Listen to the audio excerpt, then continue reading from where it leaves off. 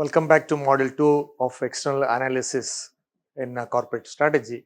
In this session, we are going to discuss about industry analysis. What is industry analysis, its objectives, the relevance and applicability in organizations. So, in the previous sessions, we have discussed about environmental analysis, the scanning of environment and how to do the environmental analysis and what are the factors that a firm has to scan in the environmental analysis through the PESTEL model: political, economic, social, cultural, technological, environmental and legal.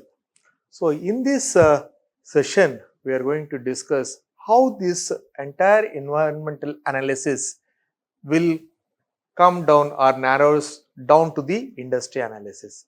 So, in the previous session, we have discussed the national and international economy, its relevance, then technology, the government and politics, then the natural environment, the demographic structure of a nation or market, the social structure, and how all these factors influence the industry. Okay, so that these factors, these PESTEL related factors, influence the industry and environment. In that, suppliers, competitors, and customers are involved. Because when you look at the inverted pyramid structure, so you will narrow down the scope from the environment to industry and industry to the firm. So, the industry environment lies at the core of the macro environment. So, this is the core part of it, in which all these factors, PESTEL related factors, will make an influence. The macro environment impacts the firm through its effect on the industry environment. So, the slide changes makes biggest impact. So, for example, the solar PV industry, okay, photovoltaic industry. So, any additional policy subsidies or any new measures, like for example, if you take Prime Minister's Urja scheme, so that has made the rooftop power generation possible for all the households, wherein they will give a subsidy, the central government will give a subsidy of almost 78,000 rupees up to 3 kilowatt power consumption. So, through that policy initiatives, the competition has hotted up, and the new players will start coming in, because of that scheme, so many the market of PV cells got expanded. So, in addition to the existing players, new players will also come in, because the existing market has taken the depth and width of the market. Now, let us understand what is an industry. So, industry is a group of companies offering products and services, or products and services that are close substitutes for each other. That is, products or services that satisfy the same basic customer needs. So, look at this definition, which has been beautifully defined about industry. A group of companies offering products or services that are close substitutes for each other. Okay. For example, if you take car industries, so cars produced by Toyota, Honda, Suzuki, GM, Ford, and all, they offer similar things than somebody manufacturing trucks. So, trucks are a different industry, whereas car is a different industry, because cars cannot replace trucks, whereas trucks cannot replace cars.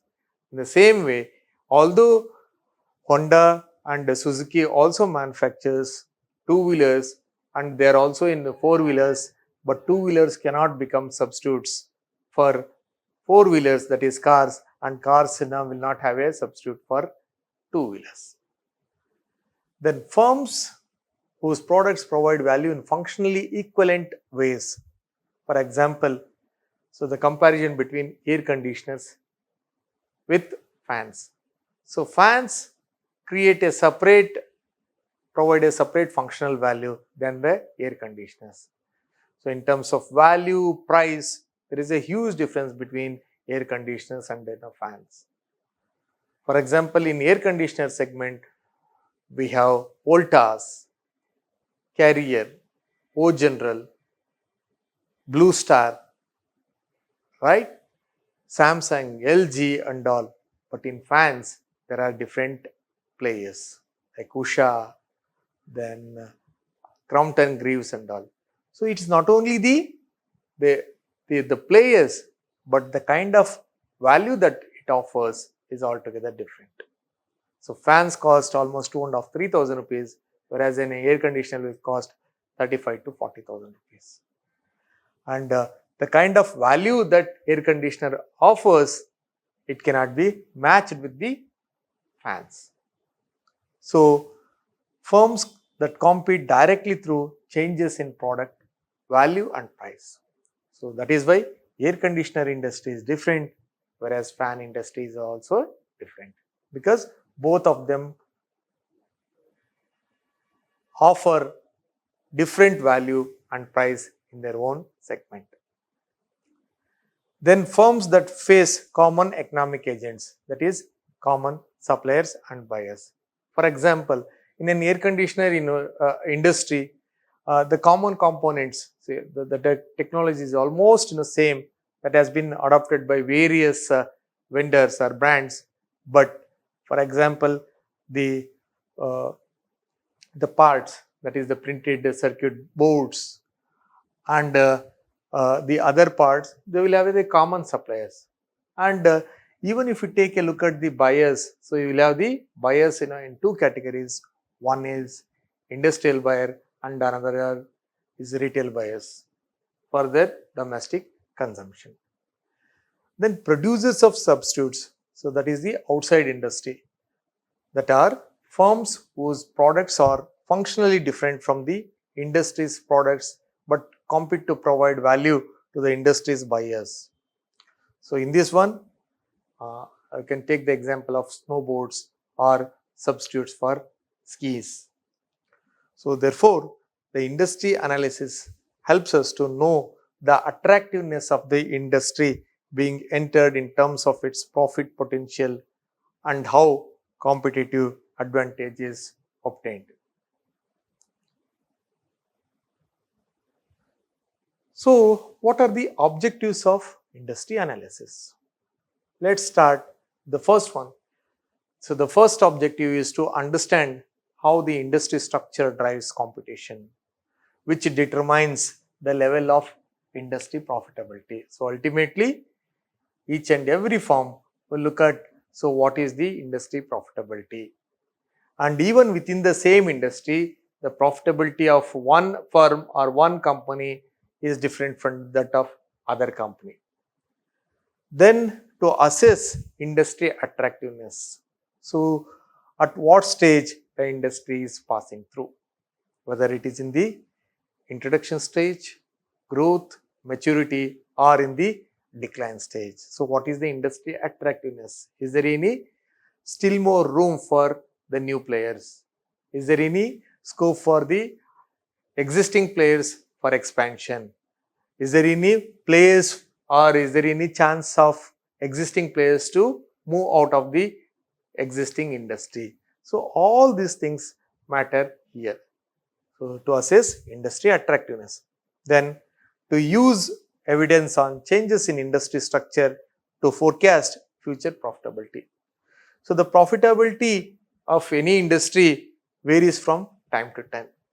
The kind of profitability that a firm is enjoying, they may not enjoy the same kind of profitability after 2 years, 3 years, 5 years, or even 10 years also. It varies as the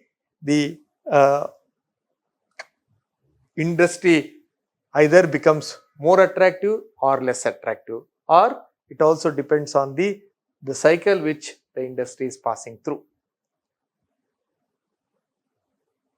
Then the one more objective of industry analysis is to formulate strategies to change industry structure and to improve industry profitability.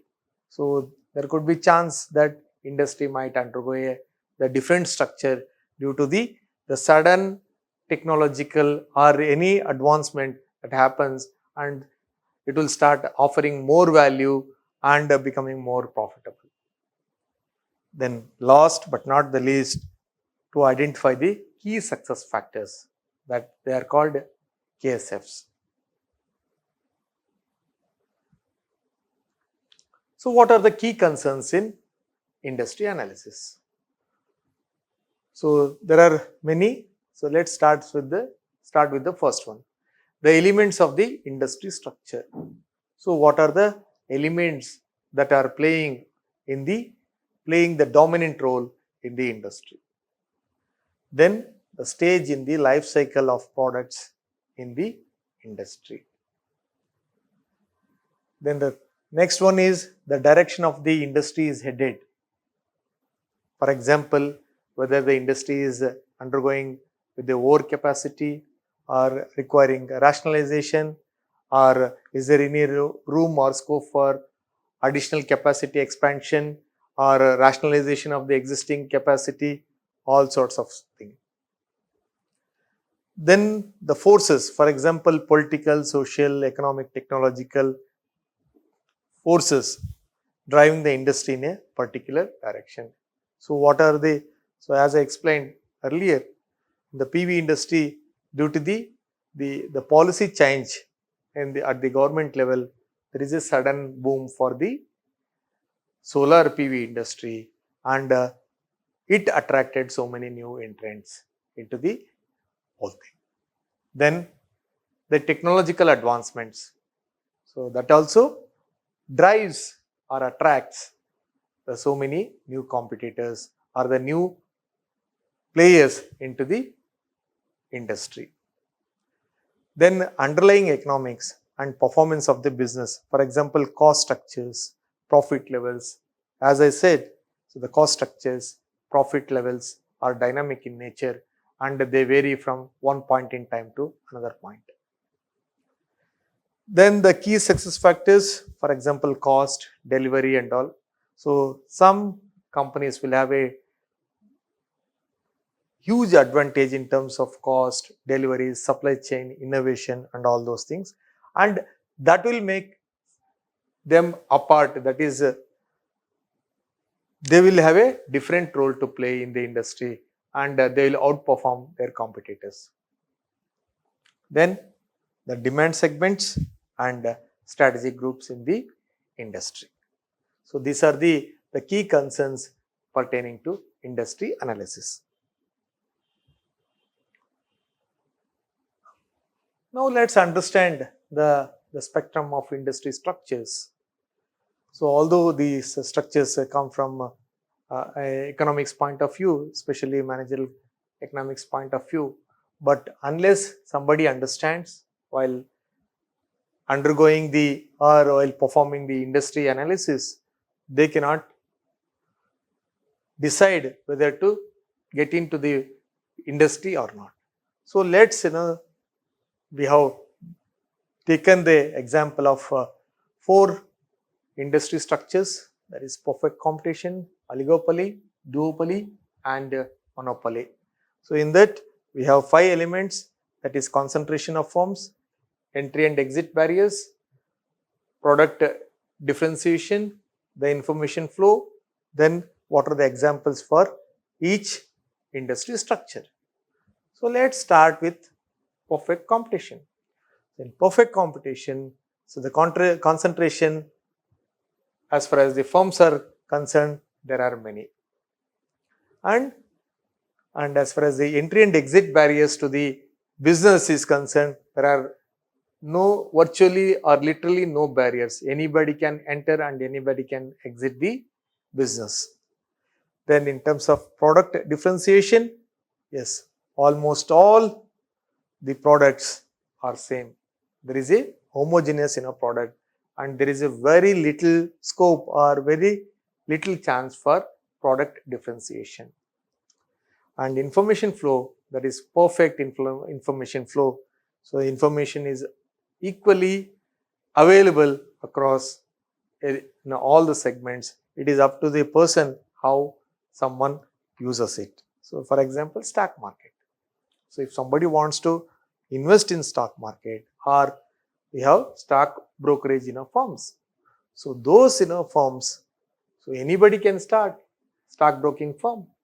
Although there are many now, but still there is no entry and exit barrier. If somebody feels that they are not making any profit, they can always exit from the business. And almost all of the stockbrokers offer the same or similar product, because there is a perfect information flow. Then let's take a look at oligopoly. So oligopoly is where few firms exist. There are significant barriers, right, as far as the entry and exit barriers are concerned, and potential for product differentiation. Yes, there is a scope for product differentiation. Then information flow, imperfect availability of information. So example here is given is auto firms in 1980s, right? And one more example can be given to oligopoly, that is OPEC, Organization of Petroleum Exporting Countries, where they try to control the supply through their own thing, so that they want to have a upper hand as far as the prices that they determine. So they always have a extremely tight control as far as the supply is concerned. The moment they say that they are not getting the right price, they will cut down the supplies so that the price increases. Then the third industry structure is duopoly, wherein only two firms operate, and there will be significant entry and exit barriers. So entry and exit barriers could be it could come from various sides, whether it could be technological or financial or regulatory or even government regulations. And it offers huge potential for product differentiation. And information flow, that is imperfect availability of information. So example is that if you take a look at the large aircraft manufacturers, there are only two firms that operate in this world, that is Boeing and Airbus. One is a European company and another is a American company. So they virtually enjoy almost 80-90% of market share in the large aircrafts. Then the last one is monopoly. Only one firm exists, and let's say that has got the high barriers. As I said, it is due to the government regulations, or it could be huge cost even if somebody wants to get into the business. And there is no chance for product differentiation even if somebody offers, and there is no match of product differentiation by the competitor. Then imperfect availability of information, even if it is whether it doesn't matter, because there is a high barrier that is already exist. The best example is Indian Railways. So right across all over India, so you have got only one the service provider as far as railways are concerned, because it is state owned, and the kind of infrastructure, the reach, or the stations, or the railway network, the communication network, the huge workforce that they have, that is very difficult for others to get in because of the profitability or the service motto or whatever. There could be various reasons for that. So these are the various industry structures that the firm has to scan and understand, because it is the industry structure that determines the profitability. So the more they move towards on the right side from the perfect to monopolistic, monopolistic to oligopoly, oligopoly to duopoly, duopoly to monopoly, they will have a higher profit margin. So, it is very essential and pertinent to run through the industry analysis using the industry structures. So now let's now take a look at it. Look at the profitability of global and US industries, how the industries perform or the profitability levels across the globe. Although it is bit old, but still it makes a relevant. So if you take a look at the average return on capital employed from 1963 to 2003, that is almost they have taken the 40 years data.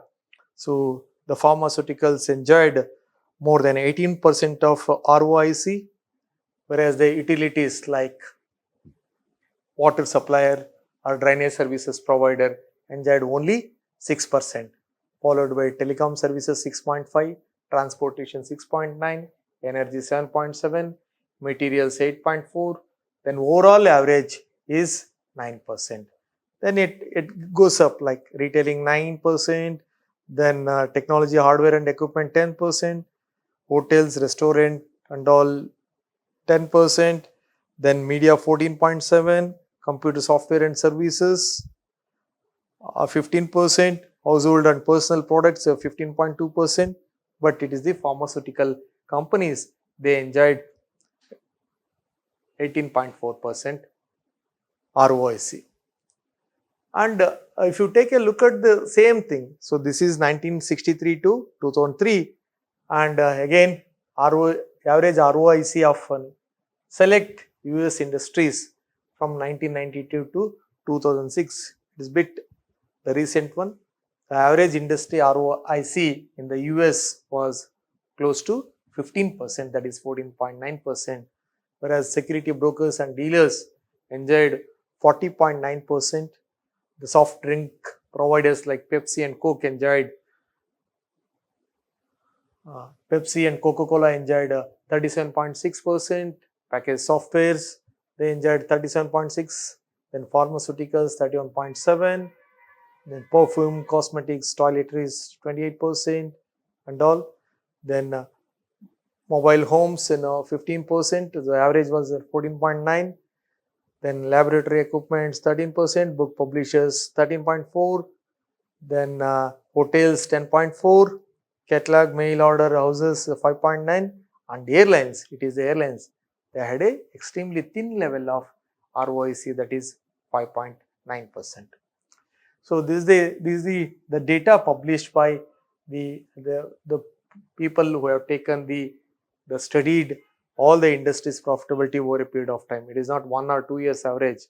It's average of here. It's the average of almost 20 years, 15, 14 years. It is average of 40 years. So this depicts or it gives a clear information about the profitability levels of the various industries. And it becomes one of the yardstick for them to whether to get into the business or not. So the previous slide was talking about the profitability levels of the across the various industries, right, from share broking to pharmaceuticals, hotels, direct mail order business and all. This slide talks about the profitability of major automotive manufacturers. That is, this one mainly consists of car manufacturers. So this talks about sales, profits and margin that they have. So look at the Fiat and Nissan. Right, Fiat is an Italian company. So they had a extremely wafer thin margin, that is 1.15%. So the Nissan, the Japanese car maker, enjoyed 5.44%. Then Chrysler, again European automaker, it enjoyed 4.86. Honda, Japanese automaker, 3.59. Toyota, in spite of the market leader, global market leader for cars, they had a very less in a margin, that is 3.51%. Then Renault 2.69, General Motors, American company, 2.41, Volkswagen 2.4, then Ford 1.92, American company. So if you take a look at whether it's a European, American, Japanese companies, they had a different margins, and their sales volume also depicted various things. For example, Toyota, they had a 1,21,416 US $1,000,000 sales, compared to that of Ford that achieved $1,80,598 million sales, but they made a profit of 1.92, and this made a profit of 3.51.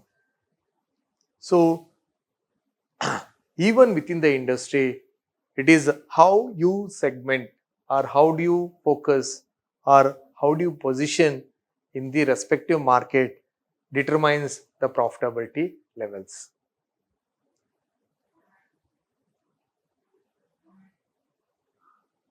Now the question is how industries form and why they are important. The first and foremost, it is the firms create industries, not the reverse. Industries won't create firms. It is the firms create industries. The group of firms, they come together and they make industry. For example, few steel manufacturers over a period of time, they come and in order to protect their own interest, they make steel industry or steel manufacturers association, or sugarcane manufacturers association, or car manufacturers association, or something like that. So firms, individual firms create industries, but not the reverse. As firms compete over time, they influence each other through shifts in customer value and price. As we have seen in the previous slide, so they compete over time, they influence each other through shifts in customer value and price. So we have seen Japanese, American, and European car makers, each one of them are positioned in different value space and different price segment. So with the experience, firms' cost become better defined and common supplier markets emerge. So as the group of companies make industries, so with over a period of time, they create common supplier market. Through increasing strategic interaction, the companies begin to recognize their mutual dependence, and their behavior and performance become subject to a set of common industry forces. So the strategic interaction of various players in the industry, the companies begin to recognize their mutual dependence for various things. Although they compete with each other, but when it comes to their own interest, they try to form or make an alliance and try to protect their own interest. And their behavior and performance become a subject to common industry forces. Then how these forces affect the firms in the industry and how the firms respond is the focus of industry analysis. So the culmination of all these forces affect the firms' performance in the industry, and how they respond is the focus of industry analysis.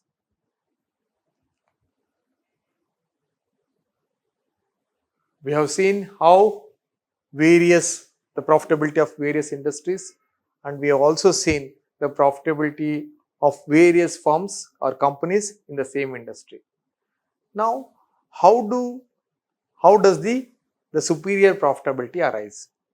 So it arises, that is rate of profit above the cost of capital. Suppose if the cost of capital is say 8%, so somebody has to make more than 8% to make it that they achieve superior profitability. So how do you make money? So that is through analysis of two things. One is industry attractiveness and another is competitive advantage. So the industry attractiveness says where to compete, because we have the various segments, various unfilled gaps, various niche markets available, and it is the firm that has to decide where they need to focus upon or compete upon. then how do you compete within that space? So how to compete gets the form a competitive advantage. So how to compete related to the business strategy, and where to compete is related to the corporate strategy. So the culmination of corporate strategy and business strategy leads to the superior profitability. So now let's understand what are the various industries driving forces. The changes in the long-term industry growth rate. So if the industry is growing very slowly, so then the rate of response is also very slow. So the lesser it is susceptible to the changes, the better stable it is. The more it is susceptible, the more vulnerable the industry becomes. So thereby it affects the profitability levels. Then increasing globalization. So when we see the aircraft maker, so they are not sourcing only one component from their own country, they are dependent on so many countries and so many continents. Even if you take the mobile phone, the chipset maker is different, then the camera maker is different, then the storage maker is different, then somebody prepares the circuit board, somebody uses the sensors and all those things. It comes from various vendors. It's a bunch of pieces coming from different countries, different vendors, then it becomes a mobile phone. So like that, increasing globalization, because they always look at the efficiencies and the best product. Then emerging new internet capabilities and applications. So as the competition is getting hotter and hotter every day, the internet capabilities and applications are increasing day by day. Then changes in who buys the product and how they use it. So even if you take the example of mobile phone, earlier it was a pure communication device, but now communication is one of the uses of mobile phone, and you have uh, and I mean various manufacturers have put in so many things in the such a small device. So it has become whatnot. It is a camera, it is a storage device, it's a mini laptop for many. So it offers so many things in addition to the communication device. Then product innovation. So the continuous product innovation expands the existing uh, the base of the industry and also the firm. Then technological change and manufacturing process innovation. So the more and more the automation or increased robotic operations, uh, especially in the high-tech industries, so also brings them the tech advance and cost reduction so that they can enjoy better profitability. In marketing innovation, so as we have discussed, so the market is your globe is your market, so not restricted to the local market, domestic market, or the uh, any other market, regional market and all. So you if you have the internet space with you, so then your globe is in your market. Then entry or exit of major firms. Yes, firms keep coming in and step out of the business. Either they will not find any excitement in the business, or somebody finds any the new excitement or new business opportunity, so then they will get in, and so the entry and exit is continuously happens in the industry, where unless it is mandated by the government or any other thing. Then diffusion of technical know-how across more companies and more countries. Then changes in cost and efficiency due to various things, either because of the innovation or adoption of technological change, or access to the key innovation or key patent or intellectual property right. So that brings in more efficiency and reduced cost of production. Then growing buyer preferences for differentiated products instead of a standardized commodity product, or for a more standardized product instead of strongly differentiated products. So we have seen how this differentiated products bring in the growing buyer preferences. Even if you have to look at the ordinary product like salt and broomstick, you have so many differentiated products. If you take a salt, it cost, the unbranded one cost 10 to 12 rupees kgs, and if you go the low sodium cost, that cost 35 rupees, and if you go for the pink salt, that cost 110 rupees. In between you have the black rock salt and the low sodium salt, then iodine infused salt, the crystal salt and all. So look at the product like salt has got so many differentiated products. So that expands the market, increases the firm's presence across all segments, and that is how they make more profit. Then regulatory influences and government policy changes. As I given the solar PV cells, so that has brought in the new the market for the existing one and created a huge space for the whole thing. Then changing societal concerns, attitudes and lifestyle. So that again linked to the demography of the particular market, where the attitudes, lifestyles and the societal concerns also make impact on the industry's dynamics. Like the changed lifestyles. So 20 years ago, people rarely used to prefer branded shirts and garments and all those things. But people are more or less, especially urban youth, as prefers to wear only the branded stuff.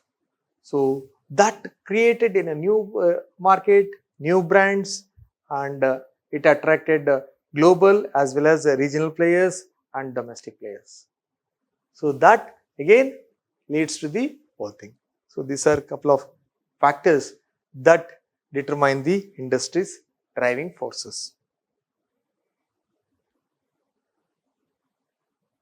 Then, so if you look at the recorded music industry, so it is in 1990 and this is 2018. So look at the same, the industry is same, the recorded music. So 1990, where the suppliers remain same, that is the recording artist, the songwriters, then the producers, the record companies like EMI, CBS, BMG, Polygram. So this is an US example. Then it goes to the wholesalers. Then wholesalers, they also directly deal with the wholesalers and also they sell it to the retailers. And finally, through wholesalers and retailers, it is to reach the end users, consumers. But if you have to look at the latest, the structure, that is recorded music industry structure, the same recording artists and songwriters, and of course, record companies have changed. So earlier EMI, CBS, BMG were there. Now Sony has partnered with BMG, Universal Music, then Warner Music, the new players. And because of this internet space, the distributors have become different. So in addition to retailers, we have the consumers can directly download through iPhone, Apple iTunes, Amazon MP3, or even in some cases they can also download by making the payment as well as free of cost also through other free apps or through YouTube and all. So in the streaming also we have Spotify, Apple Music, Pandora, Google Play, Google Music and all. So this distributor network has completely taken transformation. And even in the platforms also, we have Apple iOS, Android and MS Windows, and in between you have advertisers also. They are also partnered with these companies and trying to reach the consumers. So in a span of less than 20 years, right? So look at how the recorded music industry has taken transformation. So the what I mean to say is that industries are becoming more complex and complex as the technology grows, as the days pass on. So with this, we have completed or concluded the industry analysis and the importance of it in external analysis. Thank you.